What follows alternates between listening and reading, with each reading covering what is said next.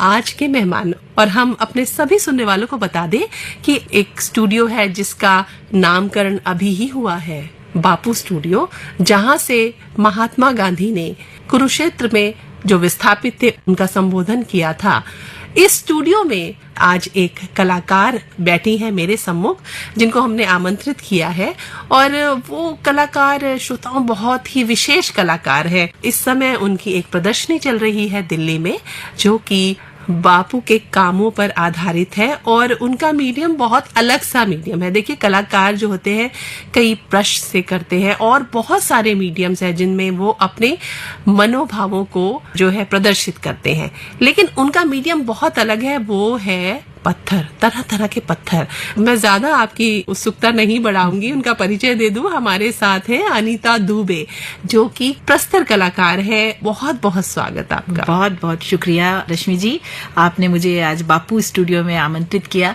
मैं बापू की एग्जीबिशन जरूर लेके आई हूँ, लेकिन मैं अपने आप को बड़ा सौभाग्यशाली मान रही हूँ कि आज उसी स्टूडियो में मौजूद हूँ जहाँ से बापू ने संदेश दिया था। तो आपका बहुत आभार। जो प्रदर्शनी इनकी चल रही है, जो अपने कला का जो एक्सप्रेशन किया है, उसमें बहुत सारे ऐसे चित्र हैं जो इन्होंने बापू को लेकर उकेरे हैं।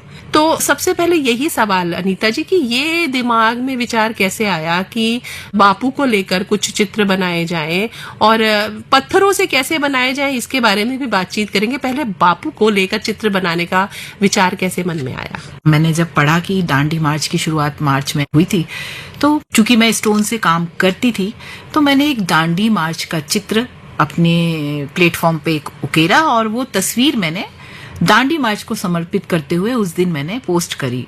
सोशल मीडिया का समय है, लोगों को बहुत पसंद आया और लोगों ने बहुत उसको सराहा, याद किया बापू को बहुत ही सकारात्मक रूप से। और ये वो एक चित्र था जो एक पत्रिका के ऊपर कवर के लिए मांगा गया, और उसके बाद में सभी ने मुझसे कहा कि आपने बापू को जीवंत कर दिया है पत्थरों में, आप बापू पे काम क्यों नहीं करती हैं?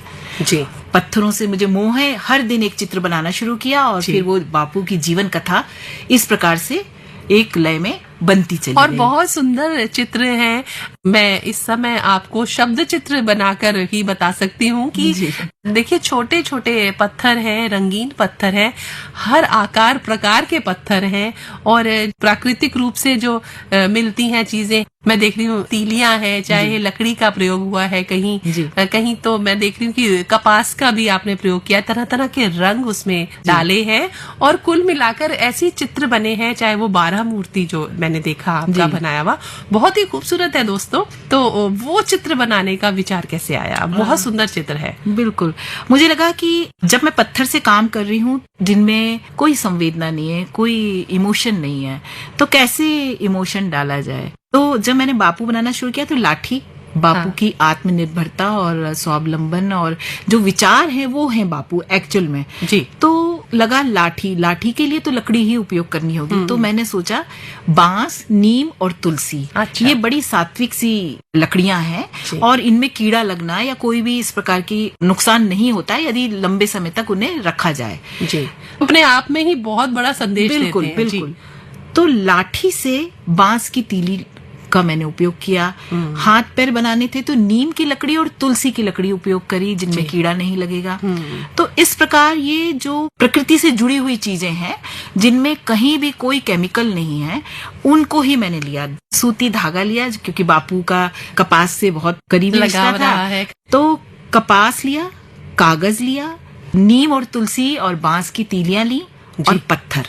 ये ही मेरे माध्यम है, 4 चीजें जिनसे मैंने पूरी गांधी जी की जीवन यात्रा को दर्शाया है। और इसी मुझे लगता है यही कारण है कि कुल मिलाकर एक बड़ी सात्विक सी तस्वीर बनकर आई है, जो सीधा आपसे बातचीत करती है, बताती है।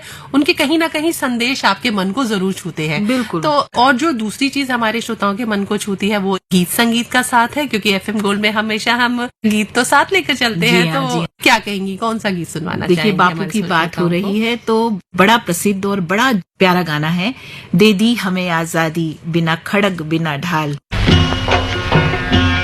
दे दी हमें आजादी बिना खड़ग बिना ढाल, साबरमती की संसद ने कर दिया कमाल।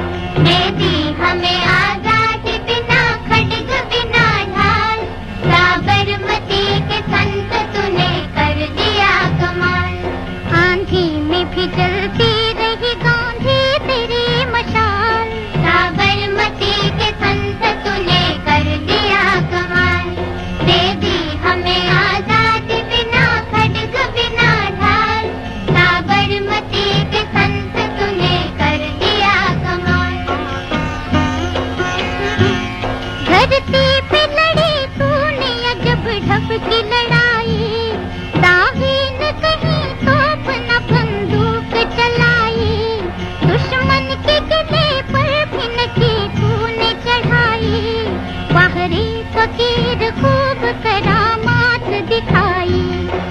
चुटकी में दुश्मनों को दिया देश से निकाल, साबरमती के संत तूने कर दिया कमाल।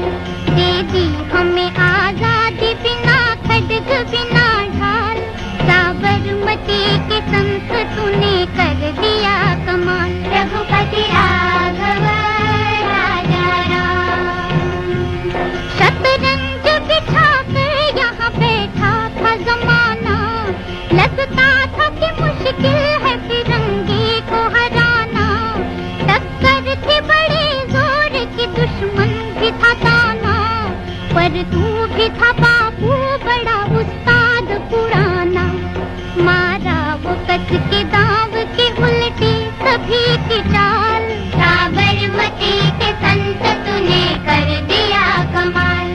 दे दी हमें आजादी बिना खड्ग बिना ढाल, साबरमती के संत तूने कर दिया कमाल। रघुपति राघव राजा राम, जब जब तेरा बिगुल बजा जवान चल पड़े, मजदूर चल पड़े थे और किसान चल पड़े, हिंदू व मुसलमान सिख पठान चल पड़े, कदमों पे तेरे कोटि कोटि प्राण चल पड़े।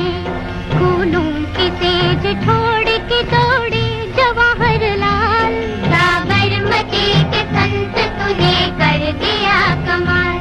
दे दी हमें आजादी बिना खड्ग बिना ढाल, साबरमती के संत तूने कर दिया कमाल। रघुपति राघव राजा राम, मन में थी अहिंसा की लगन तन पे लंगोटी, लाखों में घूमता था लिए सत्य की सोटी। वैसे तो देखने में थी हस्ती तेरी छोटी, लेकिन तुझे झुकती थी हिमालय की भी चोटी। दुनिया में तू बेजोड़ था इंसान बेमिसाल, साबरमती के संत तूने कर दिया कमाल। दे दी हमें आजादी बिना खड्ग बिना ढाल, साबरमती के संत तूने कर दिया कमाल। रघुपति राघव राजा राम, जग में कोई जिया है तो बापू तू ही जिया, तूने वतन की राह पे सब कुछ लुटा दिया। मांगा न कोई तख्त न तो ताज ही लिया, अमृत दिया सभी को मगर खुद जहर पिया। जिस दिन तेरी चिता जली रोया था महाकाल, साबरमती के संत तूने कर दिया कमाल। दे दी हमें आजादी बिना खड्ग बिना ढाल, साबरमती के संत तूने कर दिया कमाल। रघुपति राघव राजा राम, रघुपति राघव राजा राम, रघुपति राघव राजा राम। अनीता जी, अब हम ये जानना चाहेंगे कि कहाँ से लाती हैं आप ये पत्थर? देखिए रश्मि जी, कोई भी चीज एक दिन में शुरुआत नहीं होती है। आप भी मानेंगे कि बचपन में मुझे पत्थरों का शौक मेरी माँ के कारण हुआ। माँ, चूंकि मैं मध्य प्रदेश भोपाल की रहने वाली हूँ और होशंगाबाद वहाँ नर्मदा नदी वहाँ की पवित्र नदी है, तो माँ को बहुत शौक था पत्थर इकट्ठे करने का। और वो बगीचे में वो लगाया करती थी और अपने किचन में भी, रसोई में भी रखेंगी और तुलसी के गमले में रख देंगी 2-4। हर बार ये होता था, हम गर्मी की छुट्टियों में जाते थे और नर्मदा स्नान को जब जाते थे तो वो बड़े पत्थर 2-3 लाया करती थी। बड़े पत्थर हम उठा नहीं सकते थे क्योंकि हम बहुत छोटे थे, तो मैं छोटे पत्थर उठाने लगी। और वो इकट्ठे होने लगे खेल खेल के रूप में जी। और हर बार रंगों से पहले प्रभावित हुई मैं।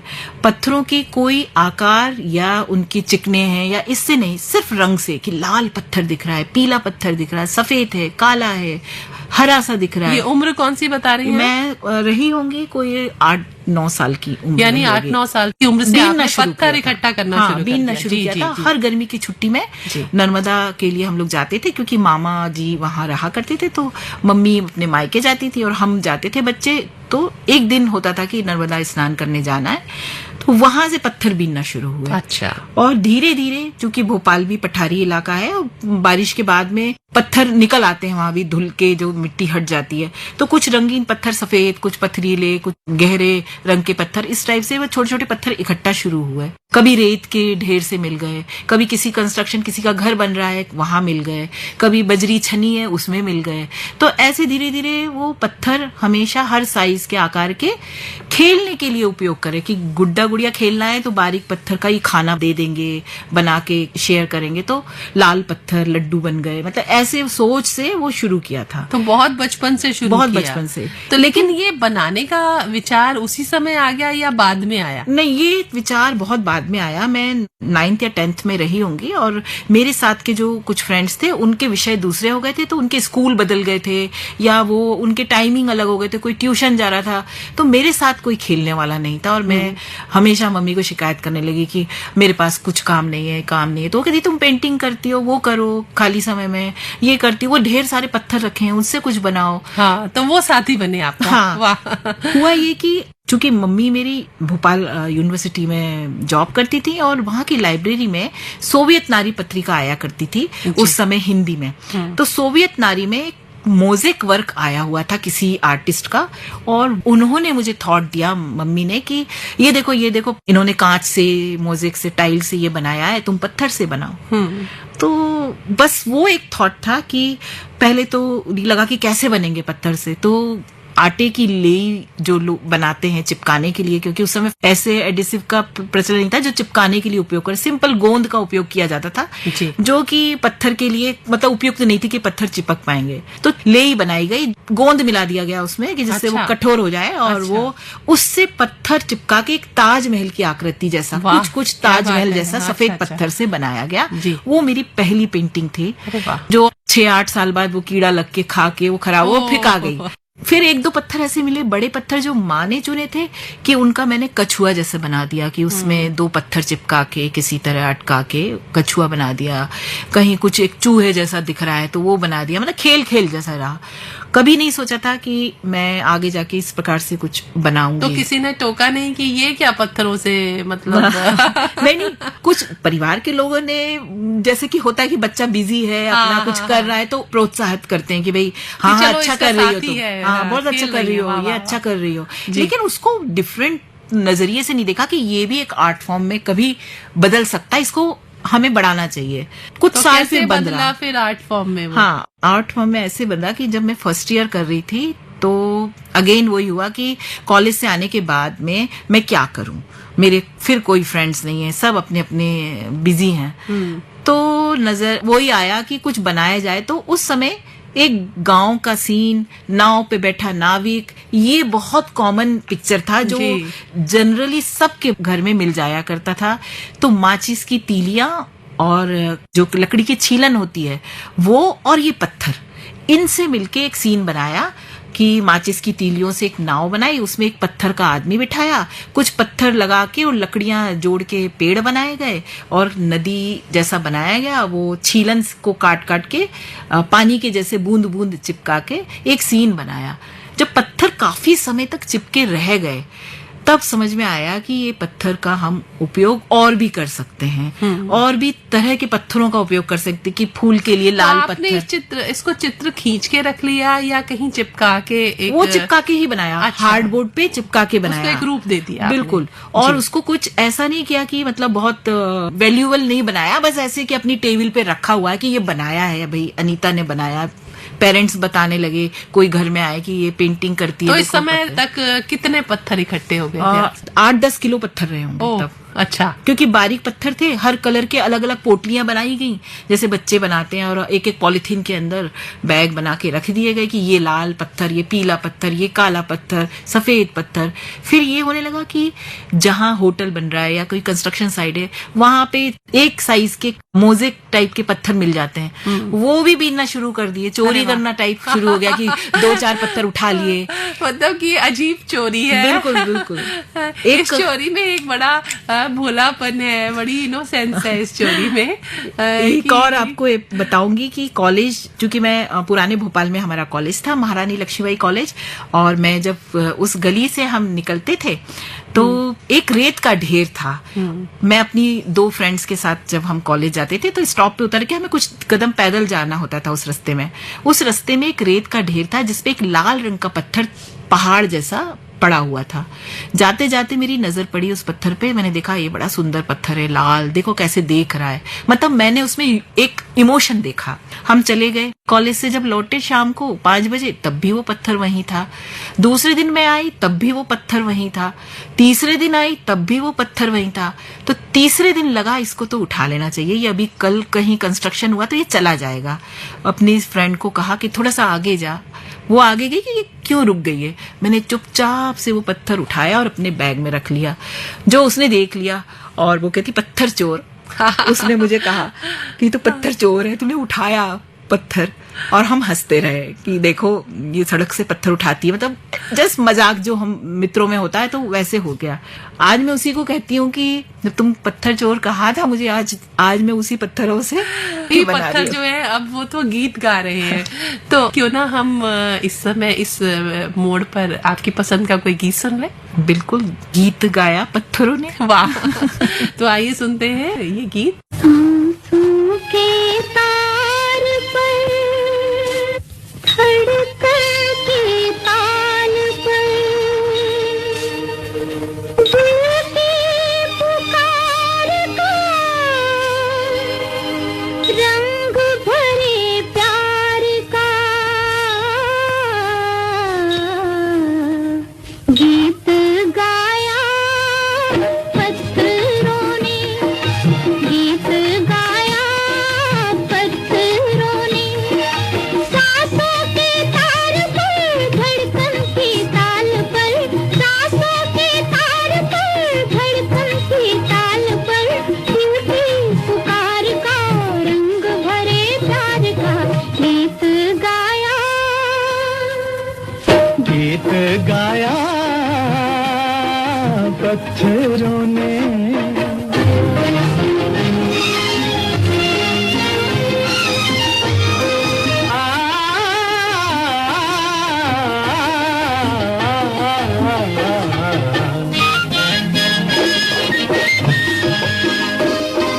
पथरीले होठों से निकला है नगमा, अलबेला दर्दीला, मस्ती भरी जिंदगी का। चमके मोहब्बत के पहलू हजारों, पैगाम है बेखुदी का। मौसम के साज पर, मौसम के साज पर मस्तानी गूंज में दिल की पुकार का रंग भरे प्यार का गीत गाया, गीत गाया पत्थरों ने।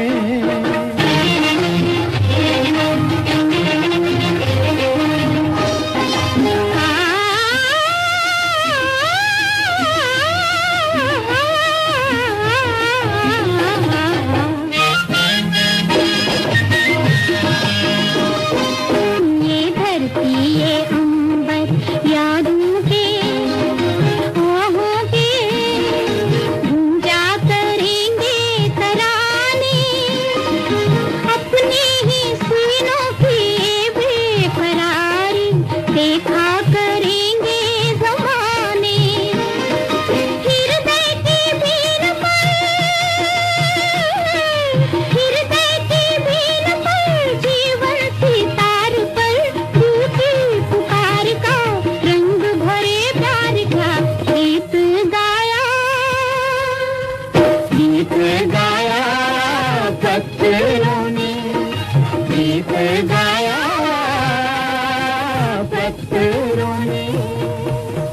वाकई बहुत मीठा सा गीत। और जो पत्थर उस समय जमा किए थे, अब वो आपका जो सफर था वो कुछ और आगे बढ़ा, आपने बनाया, जमा किया, फिर आगे क्या हुआ? मतलब जब शादी हो गई आपकी, विवाह एयरफोर्स ऑफिसर से Yes, हुआ, जी हाँ। और देखिए कहाँ एक आसमान में उड़ता पायलट, हाँ, और एक जमीन से जुड़ी हुई हमारी अनीता जी।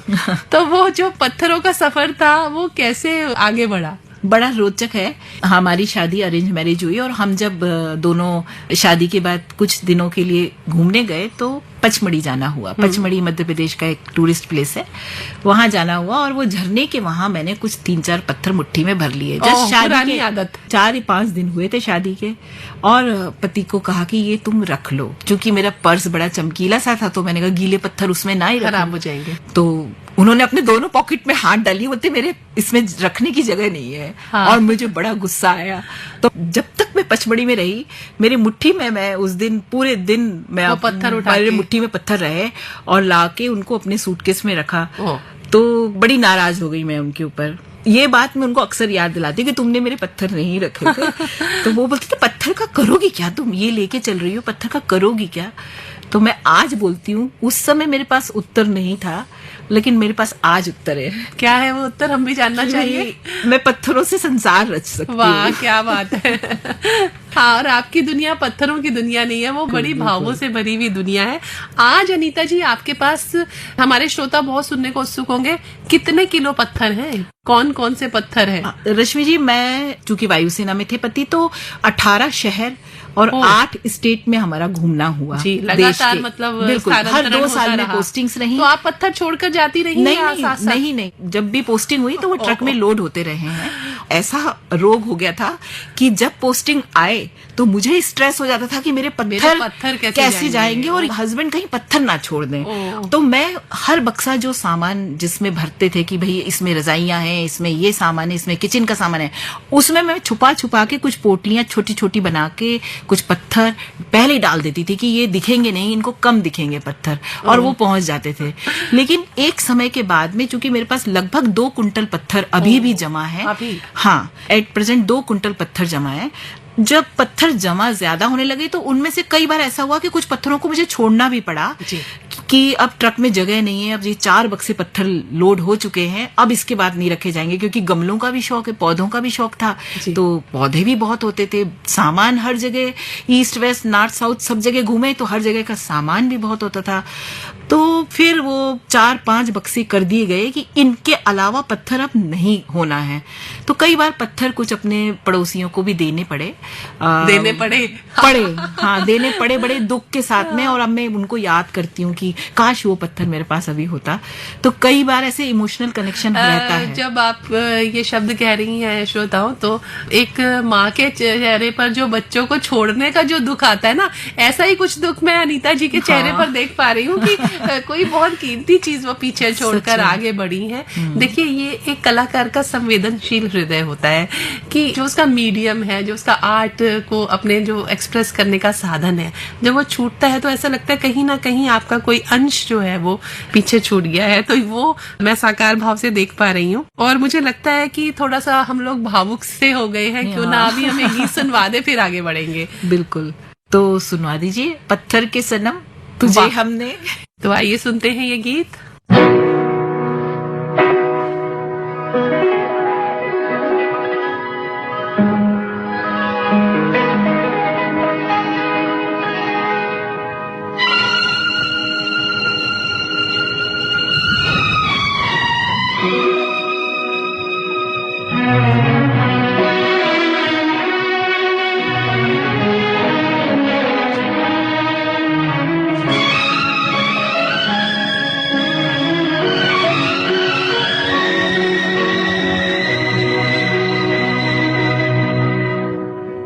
पत्थर के सनम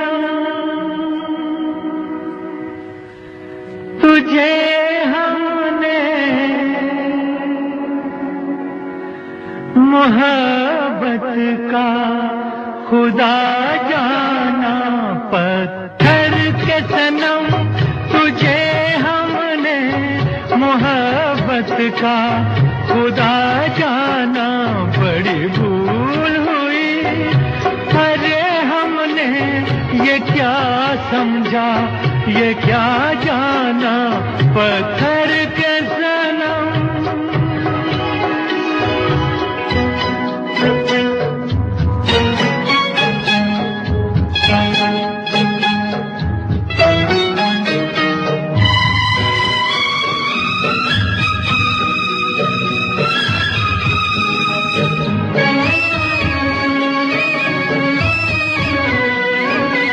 चेहरा तेरा दिल में लिए चलते रहे अंगारों पे, तू हो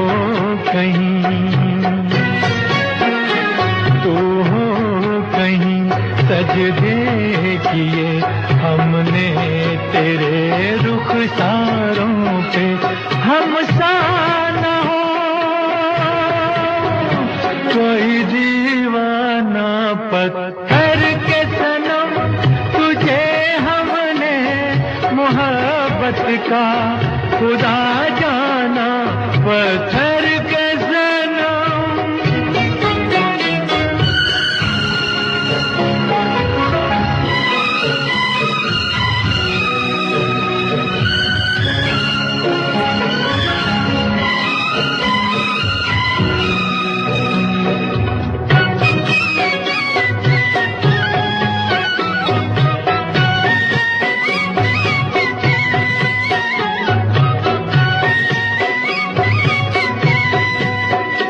सोचा था ये बढ़ जाएंगी तन्हाइयाँ जब रातों की, रास्ता हमें दिखलाएगी शम्मे वफा उन हाथों की। ठोकर लगी तब पहचाना पत्थर के सनम, तुझे हमने मोहब्बत का खुदा जाना पत्थर के सनम।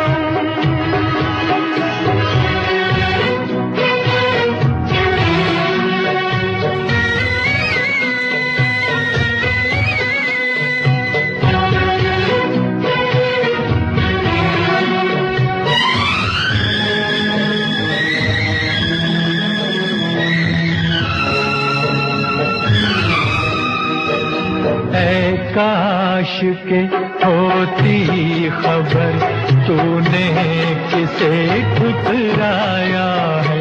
शीशा नहीं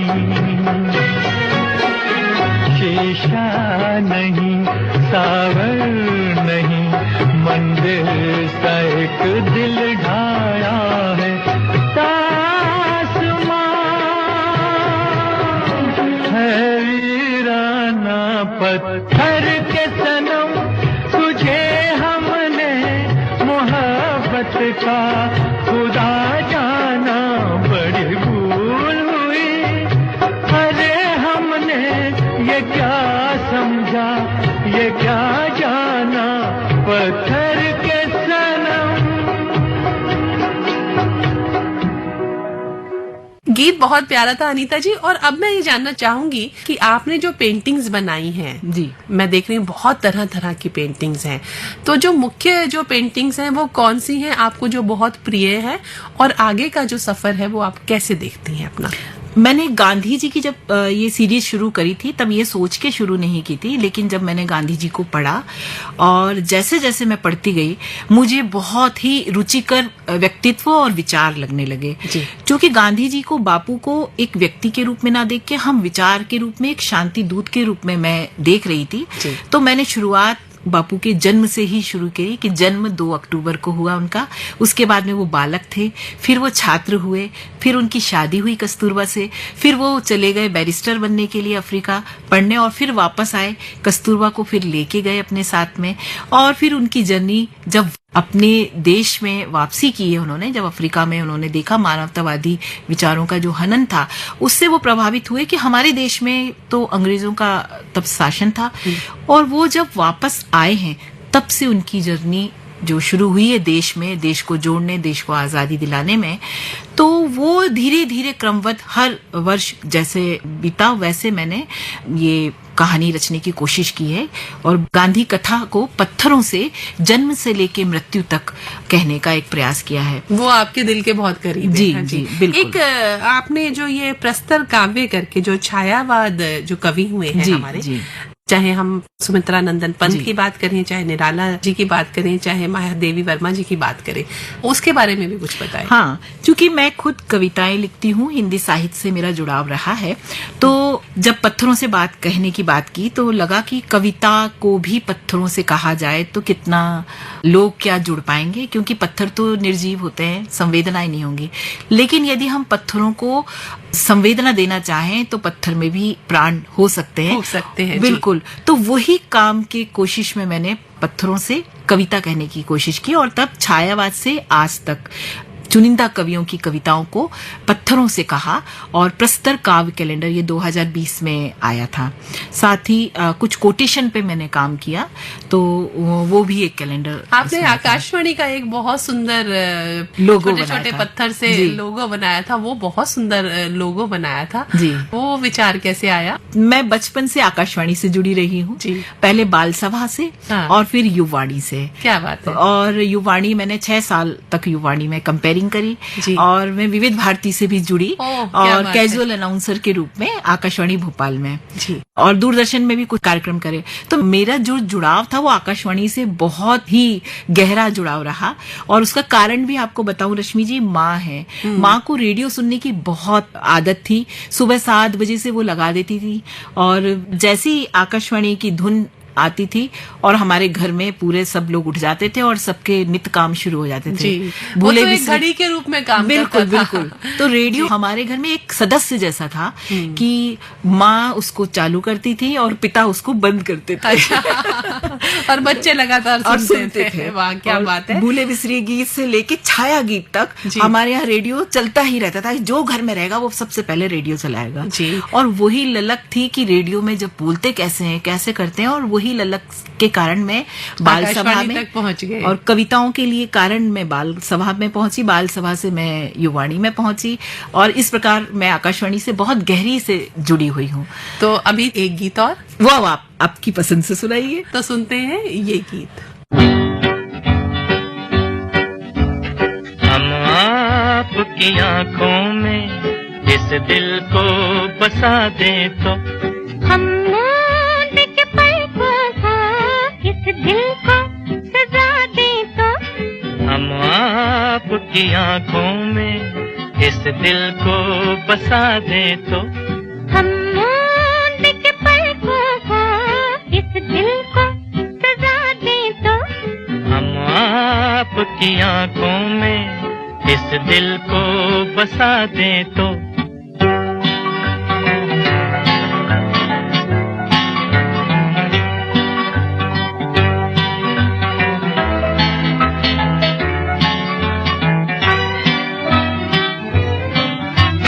इन जुल्फों में गूंदेंगे हम फूल मोहब्बत के जुल्फों को झटक कर हम ये फूल गिरा दे तो इन जुल्फों में गूंदेंगे हम फूल मोहब्बत के जुल्फों को झटक कर हम ये फूल गिरा दे तो हम आपकी आंखों में इस दिल को बसा दें तो हा हा हा हा हा हा हा हा हा हा हा हा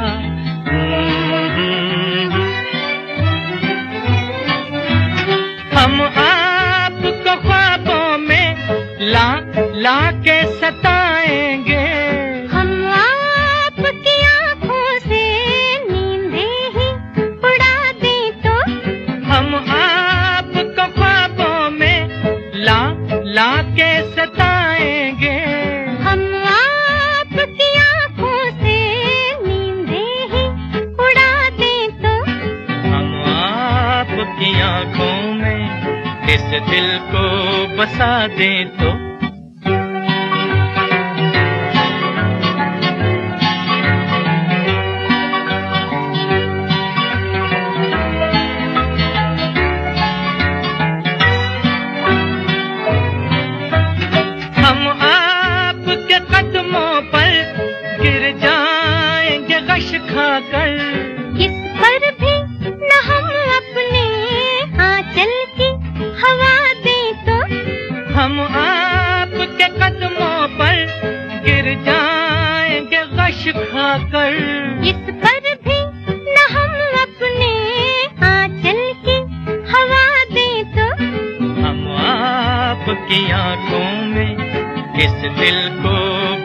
दे तो। हम मूंद के पलकों को इस दिल को सजा दे तो। हम आपकी आंखों में इस दिल को बसा दे तो।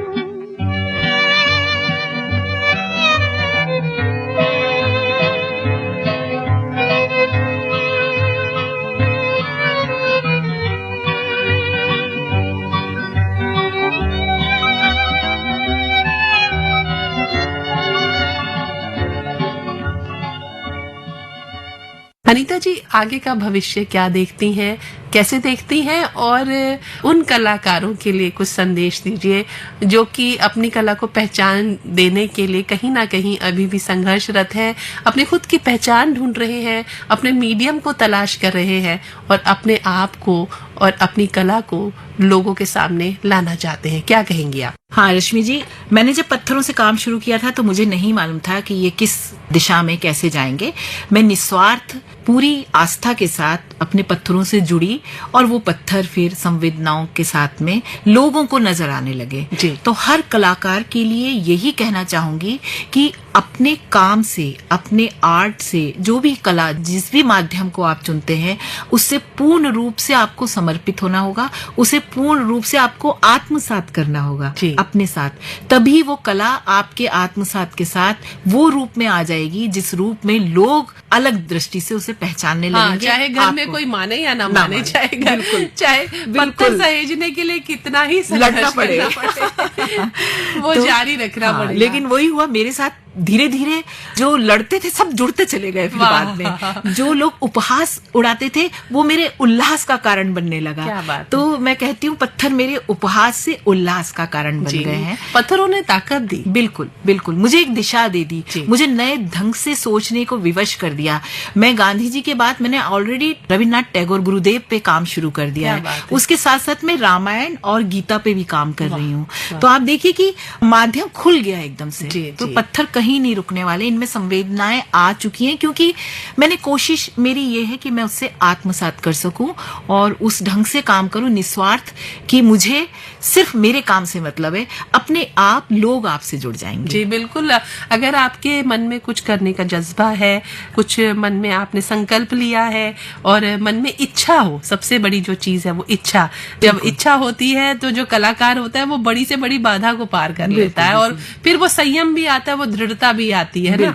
और हम तो ये कहेंगे अनीता जी, जो आपके आने वाली जो कलाकृतियां रहेंगी उसका भी हमें बहुत बेसब्री से इंतजार है। जो गुरुदेव की श्रृंखला आप शुरुआत करने जा रही हैं, बल्कि मैं देख रही थी एक चित्र अभी अनीता जी ने मुझे दिखाया था स्टूडियो में आने से पहले, तो उसके लिए हम आपको बहुत बहुत शुभकामनाएं देते हैं कि बहुत अच्छी वो भी सीरीज बन के आए और आपकी सीरीज का देखने का हमें बहुत इंतजार रहेगा। और हमारे पूरे एफएम गोल्ड परिवार की ओर से आपको बहुत बहुत शुभकामनाएं।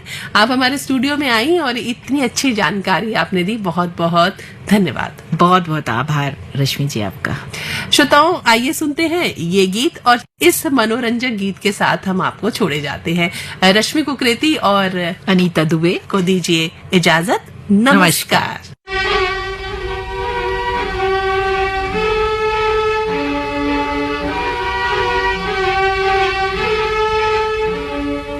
दिल का भंवर करे पुकार, प्यार का राग सुनो, प्यार का राग सुनो रे।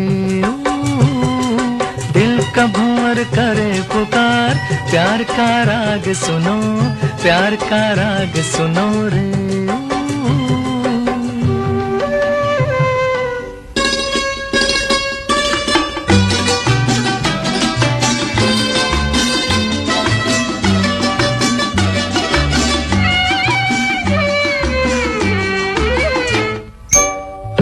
तुम गुलाब का क्या जवाब आपका, जो अदा है वो बहार है। आज दिल की बेकली आ गई जुबान पर, बात ये है तुमसे प्यार है। दिल तुम्हीं को दिया रे, प्यार का राग सुनो रे। दिल का भंवर करे पुकार, प्यार का राग सुनो, प्यार का राग सुनो रे।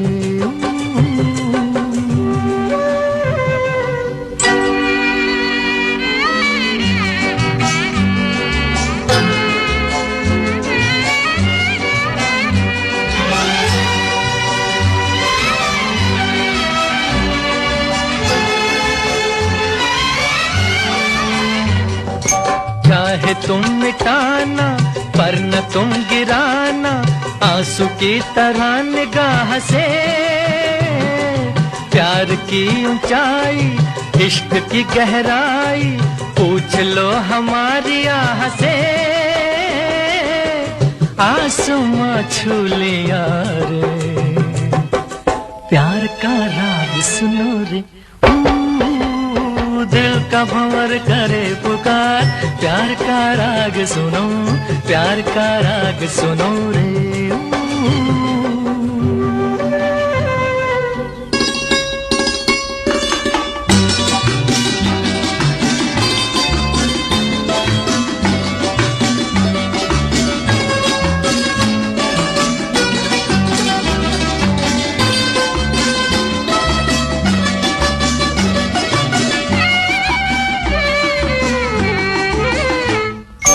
इस हंसी उतार पे हम न बैठे हार के, साया बन के साथ हम चले। आज मेरे संग तू, गूंजे दिल की आरज़ू, तुझसे मेरी आंख जब मिले। जाने क्या कर दिया रे, प्यार का राग सुनो रे।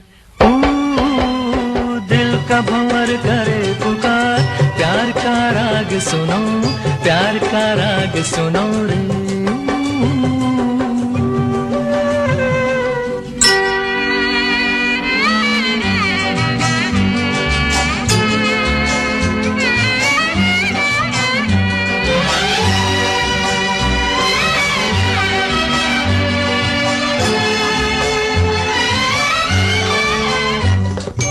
आपका ये आंचल, प्यार का ये बादल, फिर हमें ज़मीं पे ले चला।